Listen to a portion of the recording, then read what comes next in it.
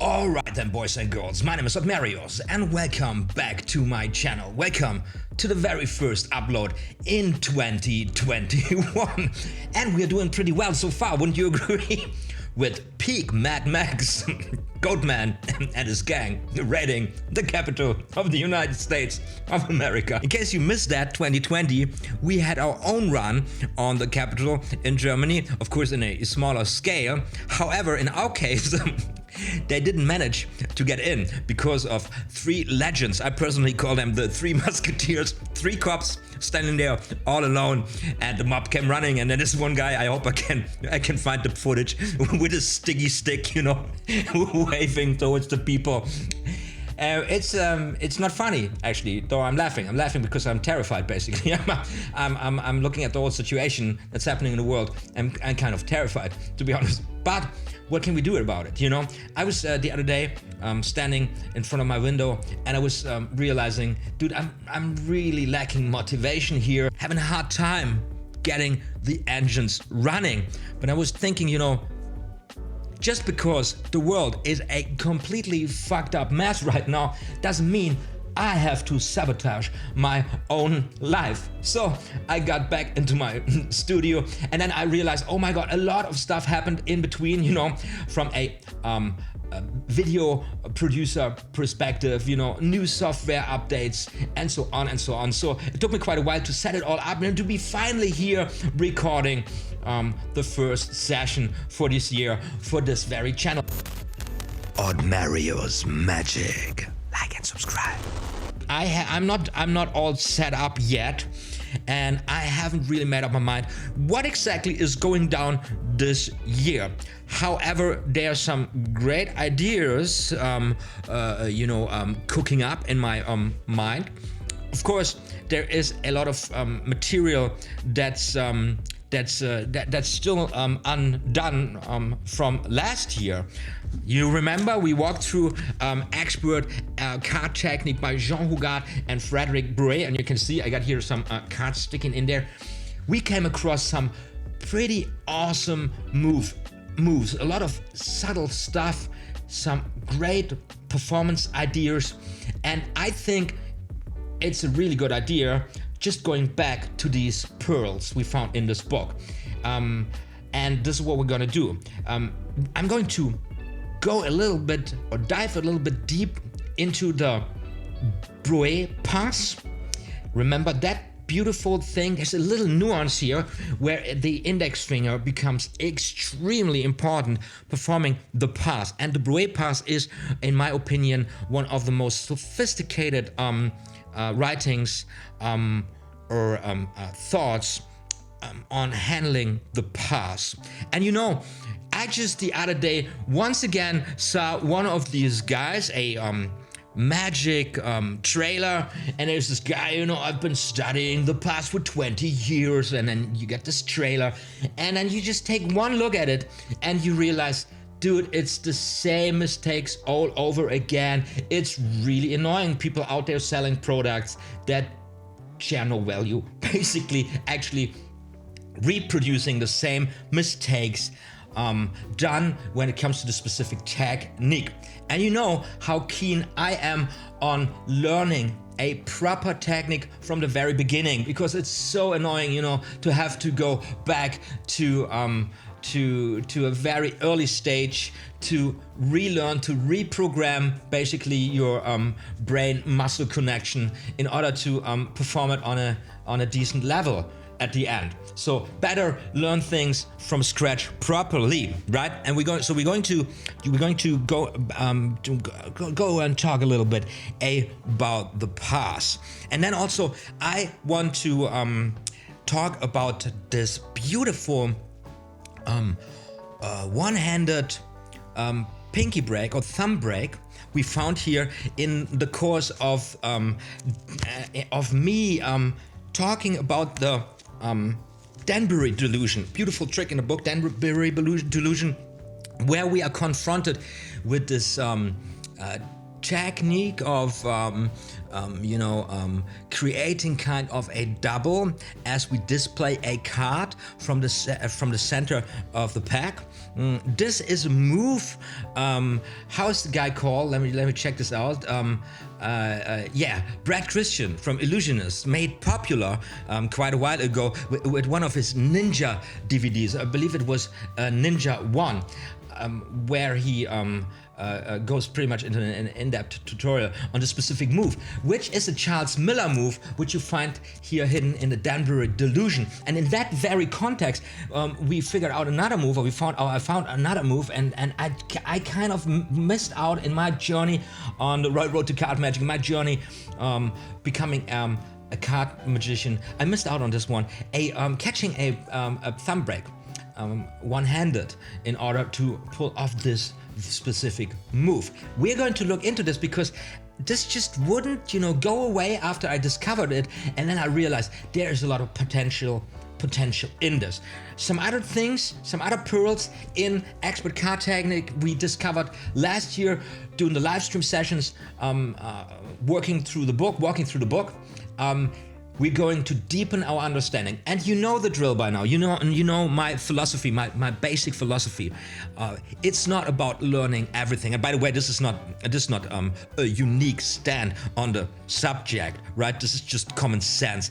We are not looking. We're not gaining anything from just learning one move after another. And getting all the things inside without being able to organize them, without being able to put them into use, right? So I like to be very selective about the techniques I use, I study, and if I don't come relatively fast to an idea how I would use them, I don't really see any point looking deeper into them, practice them any further, right? So this is just now another round of being very selective about some specific techniques. I have very concrete ideas I want to share with you guys in the course of this year or in the course of the development of this channel. And this we're going to do, of course, on the basis of the text here of Expert Card Technique by Jean Hougart and Frederick Bray.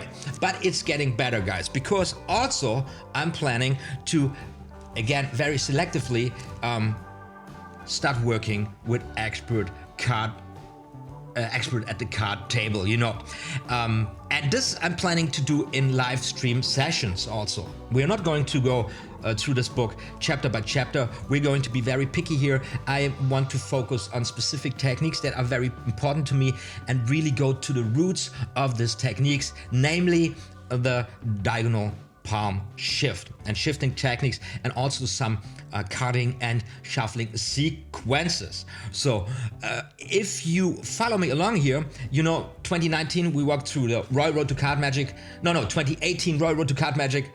2019 ROaD to Card Magic, 2020 Expert at the Expert Card Technique, and now 2021 the Expert at the Card Table. So we are moving backwards here in time, right?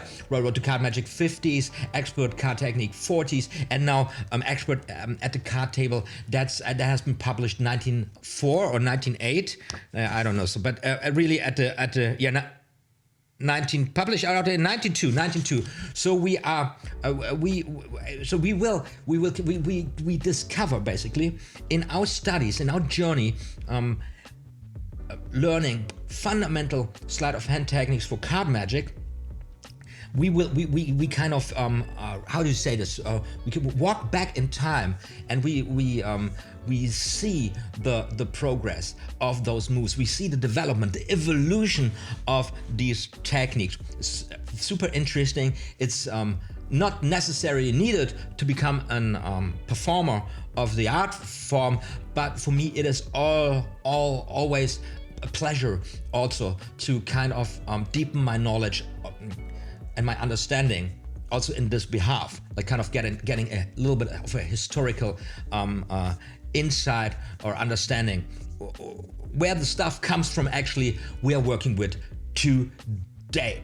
So that's that. And then of course there is a lot of magic stocking up here on my table, on my working table, on my card table. There's a lot of performances I wanted to do for the longest time, and basically every year I'm saying the same thing. However, last year it actually happened that I was forced by life to really sit my ass down and design a routine for a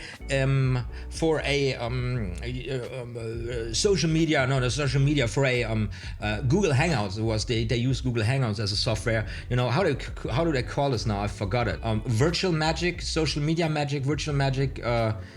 So I sat my ass down and crafted a routine with several effects and tried to give it a nice layout, put things neatly together, and then really enjoying the experience of this performance situation.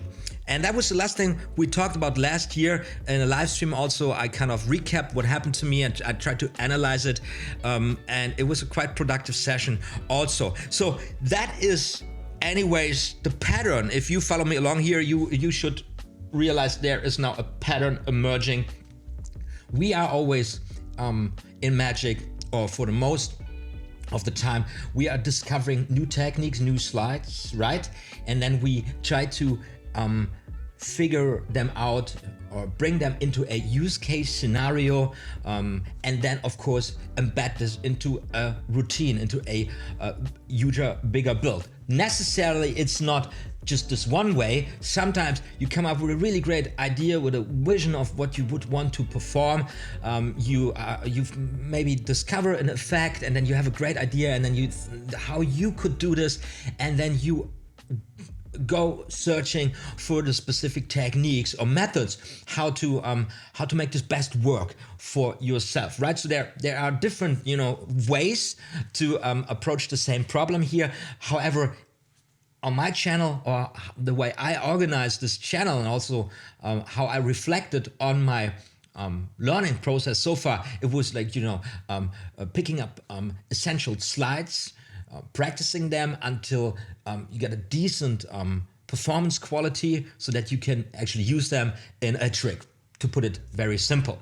And after, you know, doing this several of times, gaining a little bit of repertoire of some tricks, you are comfortable to perform in different performance situations, close up as well as parlor, and then you can start building your routines with this. And at this point, of course, the literature we've been working here with so far, let me put it like this, is quite one-dimensional. It's really addressing the methods, the mechanics, although of course there is also a lot of thoughts on performing and crafting strong magic. However, it's not all focused on that. However, or respectively, while we are progressing with our studies, the aspect of how to actually perform and how to craft strong magic and all the other elements that fall into this become more relevant, right? So a different set of literature is needed. So for this year, I want you guys to know that there is in the background something going on, which I will not share publicly here, because of course these books, they are all public domain, right? So no problem to work with the material here, but there are other books that are not, and I will not use those books here in the way I've been working here with these books, right? So I just want you to know that the way we progressed the last couple of years here on this channel, the next literature which really comes, which becomes important or more relevant, is the literature that really reflects on performing, how to perform magic, how to craft strong routines, how to narrate, how to tell a story, and so on and so on. So I want to advise you guys at this point to get this one book, which is really powerful, and that is Strong Magic by David Ortiz, right? It's this this beauty here. It's a really powerful lecture. Now, disclaimer: I don't have any brand deals or whatsoever. I'm just recommending this book as a passionate dude with card magic. If you been following me here for quite a while with the ROaD to card magic, with expert card technique, with now then this year expert at the card table. This is a lecture which is absolutely valuable. You cannot miss out on this one. This will really bring your focus to to a much deeper understanding of the art form, of how to perform magic, of how to craft, as the title says, strong magic, right? So there's going to be like, I will probably be very inspired by this lecture, by this red here, throughout the whole year, while working with elements from those suckers, just that you know. And then of course, also in the making, also what I'm planning is to open completely new fields for me.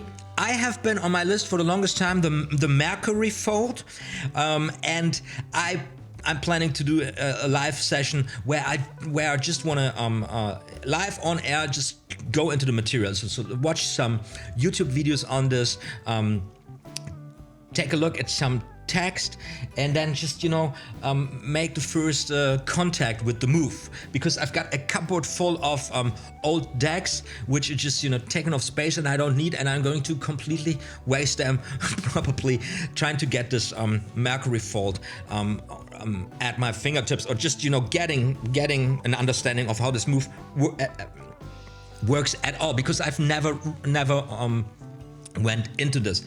It is one of those moves which enables you to do the really strong effect of the card at an impossible location. Have it come out of a phone, have it come out of your shoe, pull it out of your butt, whatever, out of your head, or out of your mouth with fog, like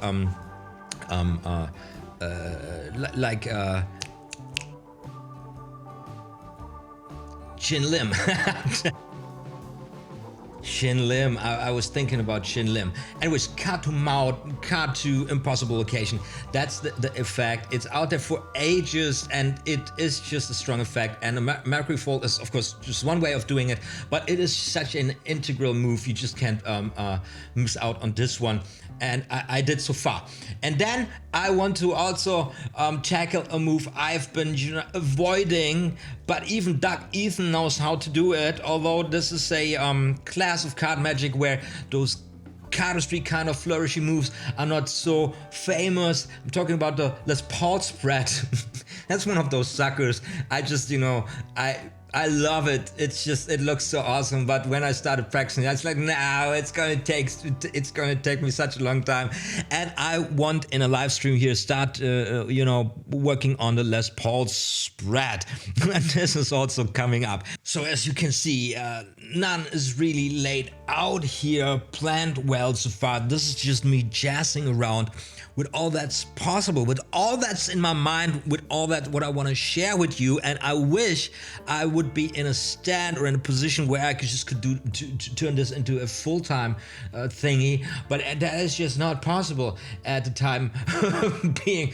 But I'm just enjoying myself so much, and I'm so excited, and I'm so glad that I've got you guys being on board here, like those 215 returning subscribers, the guys who watch everything, and then of course the OTHMARiUS, a bunch of legends who make it happen with a pledge on Patreon. Guys, you know, thank you so much. It's really a blast. And you know, I'm also planning, of course, for you guys to throw out some extra candy for some in-depth tutorials, director cuts on specific moves, and I even plan to do something that I will call, or that I'm going to call, or that I'm calling already, practice routines.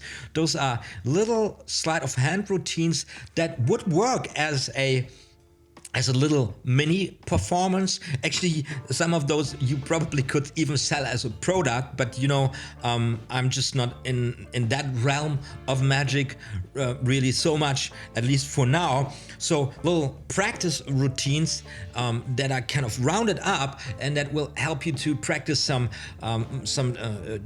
terribly difficult moves, and in a manner so that you could at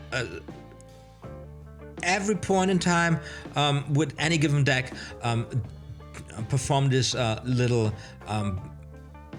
visual card magic effects. Practice routines, and probably those will only be taught then on Patreon as some exclusives, because there are some because some of them or most of the moves are already out there on my channel, but the way they are put together it comes with really subtle notions that understanding and working them out really will improve your card magic. Also, this is in the making. And then last but not least, I want to tackle some new effects or routines, especially oil and water in combination with out of this world. And I'm going to choose as a starting point OTHMARiUS working on oil and water in the magic way. That is this beauty here, and I don't know how I will translate this in a video, but probably I will just do a live stream watching some performances of oil and water out there, and then reflect on it on the basis of what I've been working here in this book. So the important thing for me to share with you guys at this point here at the beginning of 2021, just as much as my channel is reflecting on my own learning process, you will see that I'm getting into this conflict here in YouTube, that I am just, as a student that I am also, need a lot of time doing research, contemplating all this heavy, juicy material I decided to hook myself up with this year. So I will definitely not be able to hit you guys on a high upload frequency, hit you guys with a high upload frequency. But I promise you, the stuff that I will upload that will be worth your time.